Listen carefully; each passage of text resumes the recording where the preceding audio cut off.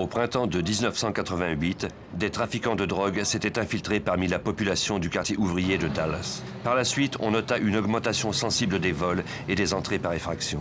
Certaines familles décidèrent de quitter le secteur pour Pleasant Grove, un quartier plus paisible. Sam Wright, sa femme Evelyn Banks et leur garçon Andre, âgé de 3 ans, trouvaient refuge dans une de ces rues bordées de maisons à véranda. Ici, les résidents du quartier se protégeaient entre eux. Dans la matinée du 20 mai 1988, un coup de feu retentit soudain dans le silence. À la stupéfaction d'une voisine, 4 hommes armés sortirent de la maison des Wright, entraînant la famille avec eux.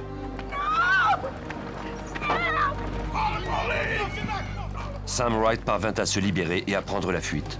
La voisine qui avait été témoin de la scène alerta immédiatement la police. Pendant ce temps, Wright se cachait derrière les maisons. Malheureusement, quand la police arriva, le gang avait déjà disparu avec Evelyn et le petit Andre à bord de la voiture.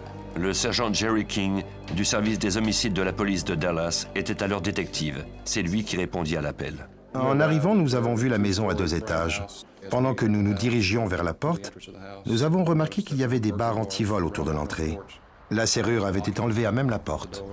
Ce qui était étrange, c'est que les détectives n'avaient toujours pas de nouvelles de Wright. Le mystère s'épaissit encore davantage lorsque les policiers entrèrent dans la maison.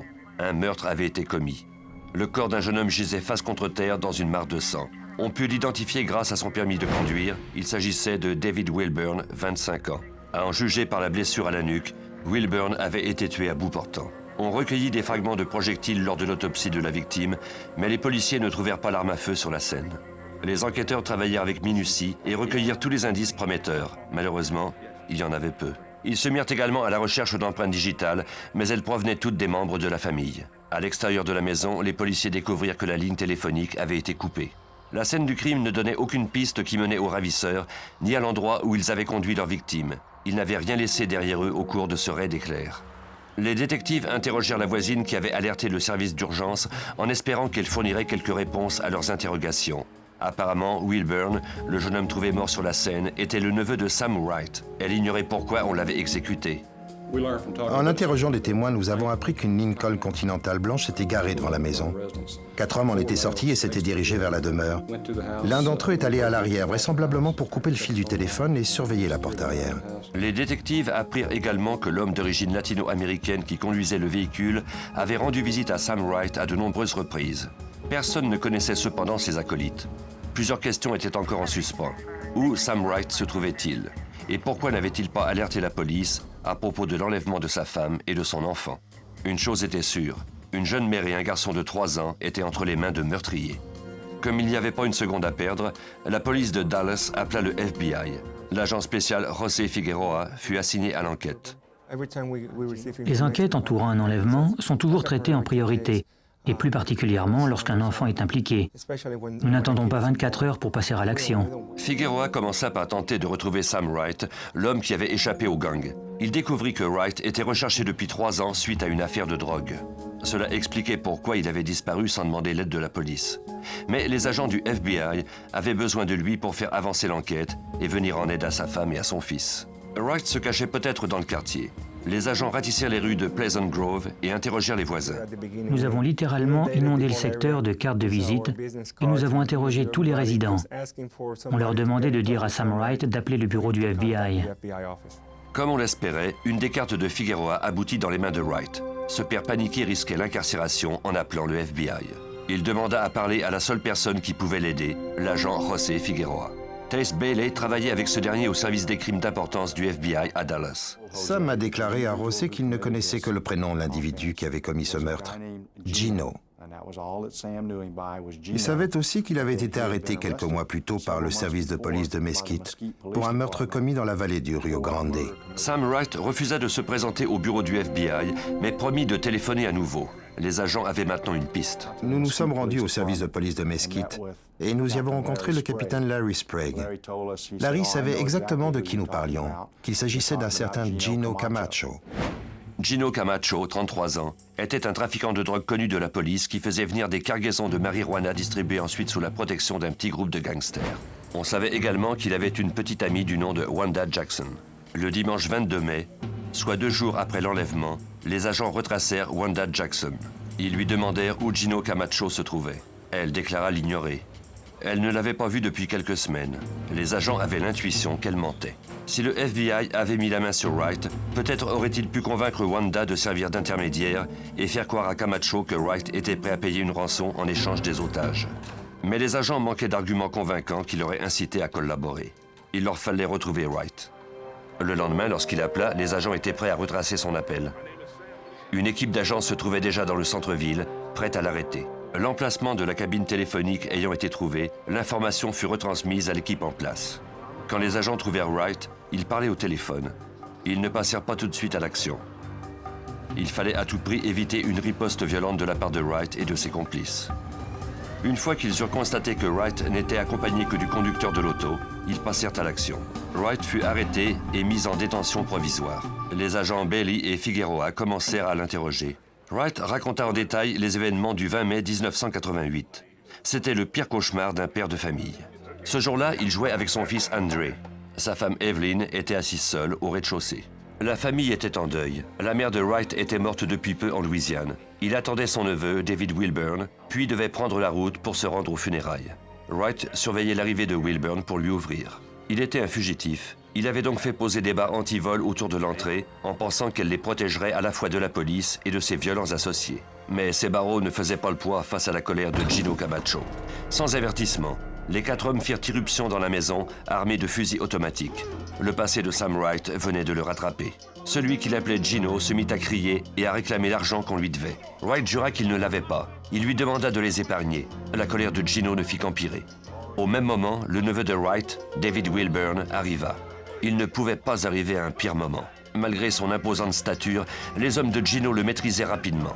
Wright parla de son neveu comme d'un homme tranquille qui n'aurait pas fait de mal à une mouche. Gino hurla qu'il n'entendait pas à rire. Pour le prouver, il plaça le canon de son revolver de calibre 357 sur la nuque de Wilburn.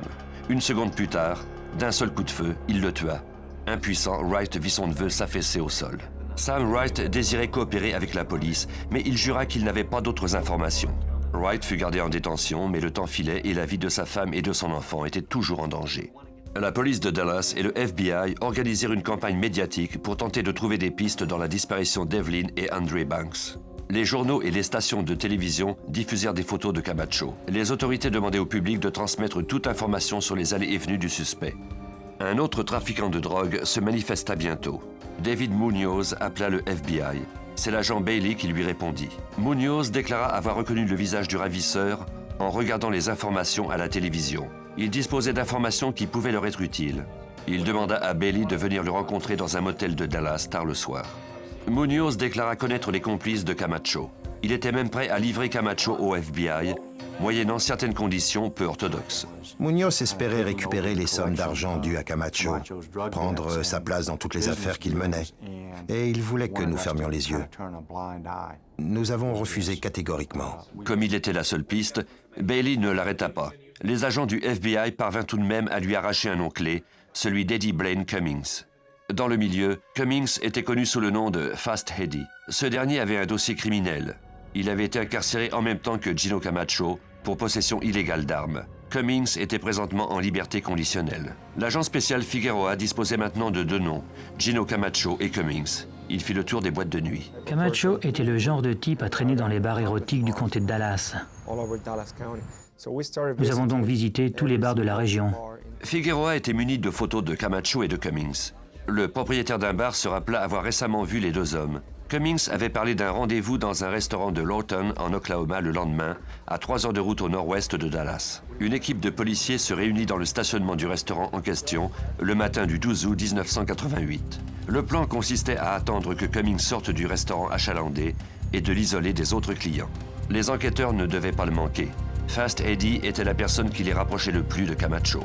Dès que la porte s'ouvrit, l'équipe d'arrestation passa à l'action, arrêtant Cummings avant qu'il n'ait le temps de prendre la fuite. Un des complices de Camacho était maintenant en détention provisoire. Les agents espéraient qu'il leur permettrait de retrouver la jeune mère et l'enfant.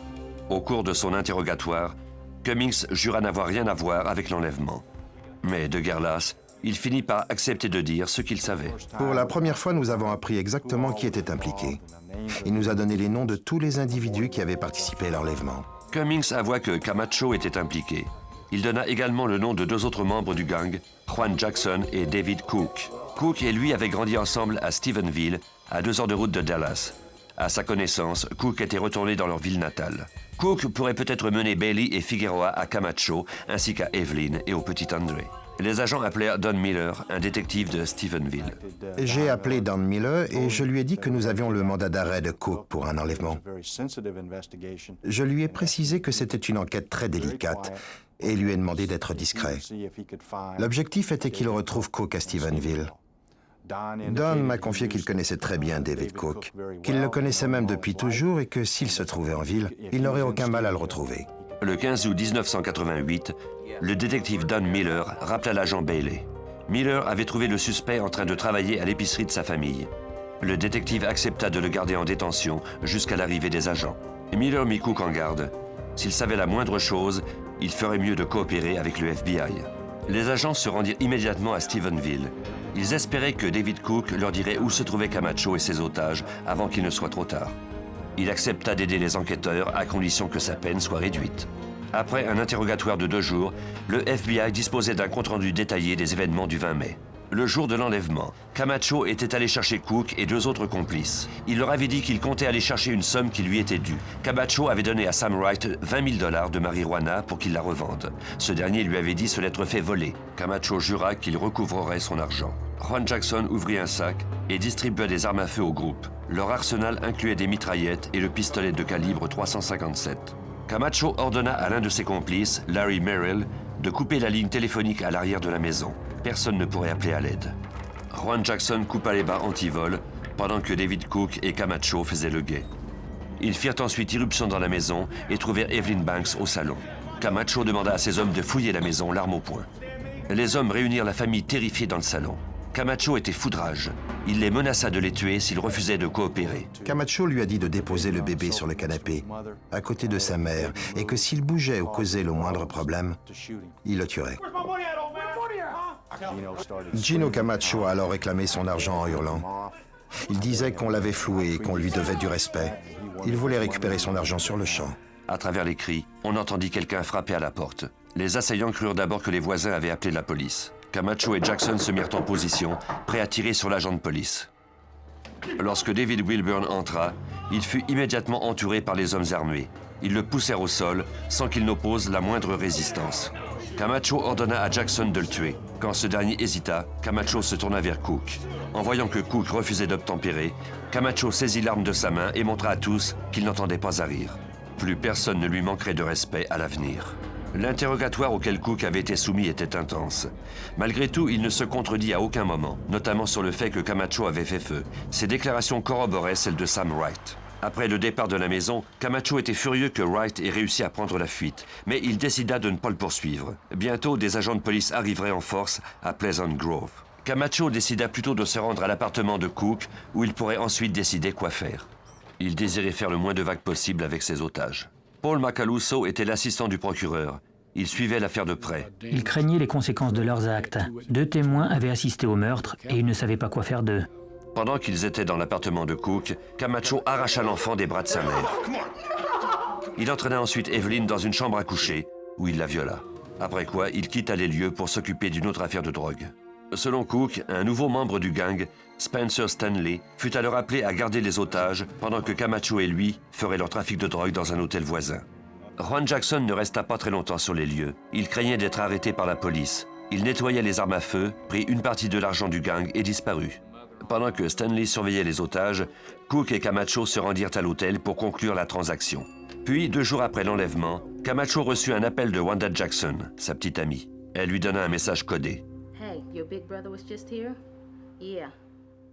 Big Brother signifiait bien sûr le FBI. Des agents s'étaient rendus chez elle. Cette même petite amie avait juré aux agents qu'elle ignorait où Camacho se trouvait. Pourtant, elle l'appela immédiatement après les avoir rencontrés. Son avertissement donna une longueur d'avance à Camacho et à son gang. Il retourna à l'appartement de Cook. Il dit à Evelyn qu'il ne lui en voulait pas, mais que son mari lui devait de l'argent. Il lui promit de la libérer, elle et André, si elle jurait de ne rien dire à la police. Elle accepta. Camacho lui dit ensuite qu'il allait la conduire à une piste d'atterrissage privée en Oklahoma pour s'envoler vers la Californie. De là, elle et l'enfant attendraient que Camacho ait réglé son différend avec Wright. À la fin d'un interrogatoire serré, Cook avoua aux agents qu'Evelyn et André ne s'étaient jamais envolés pour la Californie. Aucun avion ne les attendait. Cook se rappelait à quel endroit on avait laissé leur corps. Il se trouvait près de Ardmore, en Oklahoma. En août 1988, des agents spéciaux du service des crimes d'importance de Dallas arrêtèrent l'un des membres d'un gang responsable de l'enlèvement d'une femme et de son enfant et de 3 meurtres. Cook accepta d'accompagner les agents José Figueroa et Tace Bailey en Oklahoma. C'était un pas de plus dans la bonne direction. Retrouver les corps d'Evelyn et d'Andre Banks et surtout arrêter Gino Camacho, leur ravisseur. Nous nous sommes rendus à la prison du comté de Dallas. Nous avions l'autorisation de sortir David Cook temporairement de sa cellule. Je lui ai donné une paire de jeans et une chemise en échange de son uniforme de prison. Nous sommes montés à bord de mon auto. 6 ou 7 agents nous suivaient. Nous sommes partis en direction de l'Oklahoma. Pendant 2 jours, les agents du FBI roulèrent sur les routes autour d'Ardmore pendant que Cook tentait de se souvenir où il avait vu les otages de Camacho pour la dernière fois. Selon Cook, Camacho avait conduit Evelyn et Andre Banks dans un endroit isolé en Oklahoma. Le chef du gang avait promis à la mère de l'envoyer avec son enfant en Californie, en avion, à partir d'une piste d'atterrissage dissimulée derrière les arbres. Ils avaient garé leur voiture au bord d'une route et s'étaient dirigés vers les bois. Spencer Stanley menait la marche, transportant avec lui le petit André. Evelyn croyait qu'elle serait sur la côte ouest dans quelques heures, où elle pourrait attendre que son mari paie la dette qu'il avait envers Camacho. Mais à mesure qu'Evelyn s'enfonçait dans les bois, elle réalisa qu'il n'y avait aucune clairière où un avion pouvait atterrir. Elle aperçut ensuite la fosse et comprit immédiatement ce que cela signifiait. Elle perdit connaissance. Il n'y avait aucune piste d'atterrissage, ni aucune chance de recouvrer la liberté. On avait conduit Evelyn et son fils à cet endroit, dans l'unique but de les tuer. Spencer Stanley jeta l'enfant dans le trou béant. Camacho tira à 4 reprises. Puis ils jetèrent Evelyn par-dessus le corps de son enfant et tirèrent à nouveau. Evelyn Banks et son enfant de 3 ans furent tués le 23 mai 1988. Cook tentait de retrouver l'endroit où les meurtres avaient été commis. Les agents avaient presque perdu espoir quand Cook reconnut enfin le secteur. La recherche des victimes de Camacho débuta dans la chaleur torride de la fin d'été. Cette affaire d'enlèvement était devenue une affaire d'homicide. Camacho avait tué 3 personnes. Mais pour le prouver, les agents devaient absolument retrouver les corps. 3 mois s'étaient écoulés depuis les meurtres. Les experts commencèrent les fouilles. Ils enlevaient la terre par petites quantités et la tamisaient, veillant à ne détruire aucun indice. Des agents retrouvèrent des douilles de calibre 380 juste sous la surface. Cela corroborait les déclarations de Cook, selon lesquelles Camacho avait utilisé un petit pistolet semi-automatique. Ils continuaient leur travail à un rythme désespérément lent. Il ne faut pas oublier que nous étions à la fin août. Il faisait environ 35 degrés Celsius et 90% d'humidité. Nous étions entourés d'arbres et par conséquent à l'abri du vent. Nous n'avions pas d'air et nous avons dû creuser pendant à peu près 2 heures. Puis, l'un des experts heurta un objet dur. Il semblait creux. Il donna un autre coup et brisa une sorte de croûte. Une odeur pestilentielle s'échappa alors de la fosse. C'était l'horrible odeur de la décomposition humaine. Nous avons fait un saut hors du trou et sommes allés vers les buissons, où nous avons été pris de nausées. Il nous a ensuite fallu y retourner. Avant d'enterrer Evelyn et André, Camacho et ses hommes avaient recouvert leur corps de litière pour chat afin de dissimuler l'odeur de décomposition. L'argile contenue dans ce produit avait absorbé l'humidité des cadavres, puis formé une croûte dure et hermétique, ce qui avait réduit le rythme de la décomposition et par le fait même faciliterait l'examen des corps par autopsie. Cook conduisait ensuite les agents au lac Texoma qui se trouvait dans le même secteur et où, selon lui, les hommes s'étaient débarrassés de l'arme du crime. Une équipe de plongeurs du bureau du FBI de l'Oklahoma explora le fond du lac. Il y avait d'autres douilles de calibre 380. Ils trouvaient enfin l'arme à feu. Les preuves contre Gino Camacho étaient accablantes et corroboraient les déclarations des témoins. Les agents du FBI espéraient faire inculper Camacho de 2 chefs d'enlèvement et de 3 meurtres. Mais ce dernier était toujours au large. Les agents apprirent qu'il avait fait une autre victime. Cette fois-ci, Camacho avait tourné sa colère vers une femme du nom de Pamela Miller. Les agents décidèrent d'enquêter à son sujet. Pamela Miller était danseuse érotique dans une boîte de nuit de Dallas. Elle avait rencontré Camacho et avait commencé à fréquenter son gang. Selon Cook, Miller et lui avaient rejoint Camacho un soir de juin 1988. 3 semaines s'étaient écoulées seulement depuis que Camacho avait tué 3 personnes. Il avait tout de même risqué de retourner à Dallas pour y conclure une autre affaire de drogue. L'acheteur se présenta au bar de l'hôtel et entama les négociations. Pamela interrompit la transaction. Pamela Miller connaissait l'acheteur. Il était l'un des clients de la boîte où elle dansait. Elle lui a dit qu'elle le reconnaissait pour l'avoir déjà vu dans la boîte de nuit. Cela a un peu refroidi l'atmosphère. L'acheteur décida de quitter les lieux et la transaction avorta. Camacho était très en colère contre Pamela parce qu'elle lui avait fait rater cette affaire. Dès qu'ils sont montés à bord de la voiture, il s'est mis à la battre. Pamela a ensuite fait des commentaires sur la pseudo-virilité de Camacho, et ce dernier est devenu encore plus en colère. La rage de Camacho augmentait de plus en plus. Cook et Stanley connaissaient les conséquences de cette rage aveugle, mais ils avaient peur d'intervenir. Camacho ne cessa de battre la jeune femme que lorsqu'elle eut perdu connaissance. Il ordonna à Cook d'arrêter la voiture. Il traîna le corps de la jeune femme sur la route, le plaça derrière le pneu arrière droit et ordonna à Cook de reculer. Cook obtempéra. Ils se sont ensuite rendus à Stephenville, à l'appartement loué par David Cook. Ils ont pris le corps de Pamela pour le mettre dans un baril, l'ont placé sur le patio et posé un sac à ordures par-dessus pour que personne ne voie ce qu'il contenait. Camacho, Stanley et Cook restèrent sur place quelques jours. Ils buvaient de la bière et festoyaient. Puis Camacho décida qu'il était temps de se débarrasser du corps. Nous avons demandé à David où se trouvait le corps de Pamela. Il nous a répondu que nous ne pourrions jamais le trouver. Quand on a demandé pourquoi, il nous a avoué qu'il l'avait découpé, puis mis dans une déchiqueteuse. J'étais alors au volant de la voiture. José était assis à mes côtés. Nous sommes restés bouche bée. J'ai presque perdu la maîtrise du volant. Je ne pouvais pas y croire. Quand vint le temps de se débarrasser du corps de Miller, Camacho appela l'une de ses connaissances à Dallas. Il lui demanda de louer une déchiqueteuse et de la porter à Stephenville. Camacho lui dit qu'il voulait se débarrasser d'arbres pour pouvoir installer une piste d'atterrissage clandestine. Le lundi, l'homme arriva avec la déchiqueteuse. Camacho et ses complices prirent une hache et le baril qui contenait le cadavre et s'en allèrent jusqu'au ranch de la famille Cook. Spencer Stanley débita le corps de la jeune femme. Les morceaux devaient être assez petits pour pouvoir entrer dans l'embouchure de l'appareil. Cook mena les agents au ranch où ils avaient déchiqueté le corps. Trouver des restes semblait impossible. Non seulement la déchiqueteuse avait transformé le corps en bouillie, mais 2 mois s'étaient écoulés depuis ce meurtre crapuleux. De plus, le chaud soleil du Texas avait sans doute accéléré le processus de décomposition. Malgré tout, les agents devaient tenter de trouver quelque chose. Grâce aux informations données par Cook, ils évaluèrent la portée de l'appareil. Ils mirent au point un système de quadrillage du terrain et commencèrent à ratisser avec soin la scène. L'opération prit quelques heures mais porta fruit. Les agents trouvèrent des fragments d'os et des tissus humains. Dans une branche d'arbre, il y avait également des tissus humains séchés par le soleil. Tous les échantillons furent mis dans des sacs et étiquetés selon leur emplacement. Les agents trouvèrent des dents.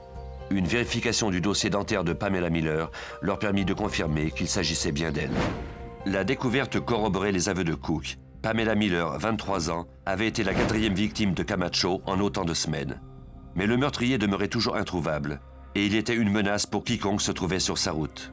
L'enquête bénéficia alors d'un coup de chance. Les membres de la famille de Spencer Stanley, un des complices de Camacho, téléphonèrent au FBI. Ils apprirent aux agents que Stanley se terrait dans un parc à roulottes à Huntsville, dans l'Alabama. Une fois sur les lieux, les détectives apprirent de Stanley qu'il avait jeté le 357 que Camacho avait utilisé pour tuer David Wilburn dans les eaux du lac Hubbard, près de Dallas. Une équipe de plongeurs du FBI ratissa le fond du lac. L'arme était introuvable. Mais il y avait une douille de calibre 357 ainsi que plusieurs cartouches vierges. On envoya les projectiles reliés à l'affaire Camacho au service des matériaux et dispositifs de Washington pour procéder à une analyse par activation des neutrons. Les agents espéraient que les balles trouvées dans le lac Ray Hubbard correspondaient à celles qui avaient tué David Wilburn, la première victime de Camacho. Cette analyse repose sur le principe que le plomb des projectiles est produit en lot et que chacun de ces lots a des caractéristiques qui lui sont propres. Les experts du FBI doivent d'abord apprêter les projectiles en les retirant des douilles. Puis ils les mettent dans un réacteur nucléaire. Des échantillons de plomb de chacun des projectiles sont placés dans le noyau du réacteur. Ils absorbent les neutrons et deviennent radioactifs. Cette radioactivité est ensuite mesurée et permet d'obtenir une lecture précise des éléments chimiques du plomb. C'est en quelque sorte leur signature radioactive. Les analystes conclurent que les signatures de toutes les balles étaient parfaitement identiques. Les balles du lac Ray Hubbard et celles qui avaient été recueillies dans le corps de Wilburn provenaient du même lot de munitions. Les preuves contre Camacho continuaient à s'accumuler, même si les autorités ne l'avaient pas encore retrouvé. Un informateur apprit aux agents du FBI que Camacho avait pris la fuite au Mexique et qu'il se terrait dans une petite ville juste au sud de la frontière du Texas. Les autorités américaines tentèrent de convaincre le Mexique de le faire arrêter et extrader aux États-Unis, mais les autorités mexicaines ne pouvaient intervenir. La ville où s'était réfugié Camacho était contrôlée par des narcotrafiquants lourdement armés. Si la police mexicaine tentait de procéder à une arrestation, les pertes seraient trop importantes. Les agents du FBI devaient trouver une autre façon pour faire comparaître ce criminel en justice. Au printemps de 1989, Camacho avait désespérément besoin de fonds. Il connaissait de nombreux fournisseurs au Mexique. Il ne lui restait plus qu'à trouver un acheteur du côté nord de la frontière, aux États-Unis. Comme il craignait d'y retourner, il engagea un intermédiaire chargé de lui trouver des contacts américains. L'intermédiaire de Camacho était en fait un informateur de l'agence américaine antidrogue. Il appela son responsable et lui annonça qu'un certain Gino désirait conclure un marché. L'agent John Lunt de l'agence américaine travaillait à partir de Fort Worth, au Texas. Il savait que Gino Camacho était recherché par le FBI. Comme il soupçonnait qu'il s'agissait du même homme, il encouragea son informateur à poursuivre les démarches. Lunt appela ensuite l'agent Taze Bailey du FBI pour lui annoncer la bonne nouvelle. John croyait que c'était Gino Camacho. Je lui ai alors envoyé une photo de Camacho. Il l'a montrée à son informateur qui a confirmé qu'il s'agissait bien de l'homme qu'il avait rencontré. Pour que Camacho accepte de traverser aux États-Unis, le FBI lui fit une offre qu'il ne pouvait pas refuser. L'informateur dit à Camacho qu'un distributeur américain était à la recherche de l'équivalent de $1 million en marijuana. Le distributeur exigeait cependant de conclure le marché en personne. Il hésitait à transiger avec un individu qu'il n'avait jamais rencontré. Pour calmer les craintes du trafiquant d'entrer aux États-Unis, l'informateur lui dit que le distributeur était prêt à lui avancer la somme de $100 000 lorsqu'il se rencontrerait dans la ville frontière de McAllen, au Texas. Le coup de filet présentait cependant quelques difficultés. Les agents devaient trouver une façon d'identifier rapidement le fugitif parmi les autres touristes qui traversaient la frontière. Pour que Camacho soit facile à identifier, l'informateur lui envoya des vêtements sous prétexte qu'il permettrait au distributeur de le reconnaître. L'équipe chargée de l'arrêter devait se souvenir de sa tenue vestimentaire, une chemise hawaïenne, des shorts bleus et une casquette de baseball à la visière verte. Camacho reçut les vêtements à l'appartement d'un ami où il allait souvent. Les agents n'étaient pas convaincus qu'un trafiquant de la trempe de Camacho tomberait si facilement dans le panneau. Nous n'avions qu'une chance. S'il se rendait compte que c'était une arnaque, l'informateur ne nous serait plus d'aucune utilité. De plus, il serait encore plus méfiant d'entreprendre une transaction risquée. Nous avons donc mis sur pied un plan d'arrestation très élaboré. Le jour de la transaction, les agents se mirent à sa recherche au poste frontière. Ils espéraient l'identifier grâce aux vêtements que l'informateur lui avait envoyés. L'équipe d'arrestation le reconnut enfin. Camacho ne s'aperçut pas que l'endroit était bondé d'agents déguisés en gardes de sécurité, en touristes et en passants. Ces agents avaient tous mémorisé les vêtements et la photo du suspect. Camacho se faisait passer pour un touriste. Il traversa le pont qui se rendait au Texas. Des agents du FBI déguisés en garde-frontière s'approchèrent de lui. Le fugitif était calme. Il donna un faux nom, Thomas Sanchez. Lorsque les agents lui demandèrent de montrer ses papiers, Camacho déclara qu'il n'en avait pas. Il était un simple touriste américain de retour d'un voyage d'1 jour au Mexique. Les agents lui demandèrent de les suivre à l'intérieur pour l'interroger. Camacho accepta sans opposer de résistance. Il croyait sans doute qu'il ne s'agissait que d'un malentendu. Il ignorait qu'il était déjà entre les mains du FBI. On conduisit Camacho au bureau de la patrouille et on prit ses empreintes digitales. Bailey le fit attendre 2 heures dans sa cellule. Pendant ce temps, les agents vérifiaient ses empreintes. Camacho ne prononça pas un mot. Je lui ai adressé la parole en l'appelant Thomas Sanchez, et il m'a répondu. Je lui ai dit que nous avions pris ses empreintes digitales et que nous les avions introduites dans le système du FBI à Washington. L'ordinateur nous avait confirmé qu'il était Gino Camacho. Il a répondu que si l'ordinateur avait dit ça, c'était que cela devait être vrai. Camacho nia cependant toute implication dans les meurtres. Jusqu'à la fin, il n'avoua jamais avoir été impliqué dans l'enlèvement et les meurtres. Il déclara qu'il était victime d'un coup monté orchestré par le FBI. La nouvelle de l'arrestation de Gino Camacho fit la une de tous les quotidiens du sud-ouest des États-Unis. De la frontière, il fut conduit à une cellule de Dallas County. Il fut accusé de port d'armes illégales, de complot pour enlèvement et de meurtre au premier degré. Camacho et ses complices comparurent devant les tribunaux. David Cook fut condamné à 24 ans d'emprisonnement pour sa participation au meurtre et à l'enlèvement. Spencer Stanley fut condamné à la prison à vie pour les 3 meurtres auxquels il avait participé. Juan Jackson fut également condamné à vie pour son implication. Fast Eddie Cummings et Larry Merrill écopèrent de 8 ans d'emprisonnement chacun. Sam Wright fut incarcéré pour la peine de prison qu'il avait méritée à l'époque et écopa d'années additionnelles pour avoir contrevenu à la loi. Quant à Camacho, les procureurs de l'État espéraient obtenir la peine capitale. L'assistant du procureur Paul Macaluso travaillait sur cette affaire. L'accusation était axée sur le fait qu'il y avait eu préméditation. Dès le début, ils savaient pourquoi ils allaient en Oklahoma. Ce n'était pas pour que ce petit garçon et sa mère se rendent en sécurité en Californie par avion. Même avant de prendre la route, ils savaient qu'ils allaient les tuer. Ils avaient acheté des pelles et de la litière pour chat pour recouvrir les corps. Lorsqu'ils sont arrivés au motel de Ardmore, ils ont envoyé Stanley commencer à creuser la tombe. Il n'y a pas de preuve plus tangible, car on creuse une tombe pour une seule et unique raison. Au Texas, pour obtenir une condamnation à mort, on doit prouver qu'il y a eu préméditation et que l'accusé est une menace pour la société. Pour cette raison, Camacho fut d'abord jugé pour le crime sous la juridiction de l'État. Si le procès du gouvernement fédéral avait eu lieu d'abord, Camacho aurait été incarcéré, éliminant du même coup la menace qu'il représentait pour la société. Au cours de 2 procès, Gino Camacho fut trouvé coupable de meurtre et d'enlèvement. La sentence fut exécutée 10 ans après la mort de David Wilburn, d'Andre et d'Evelyn Banks et celle de Pamela Miller. Le 26 août 1998, Gino Camacho fut exécuté par injection.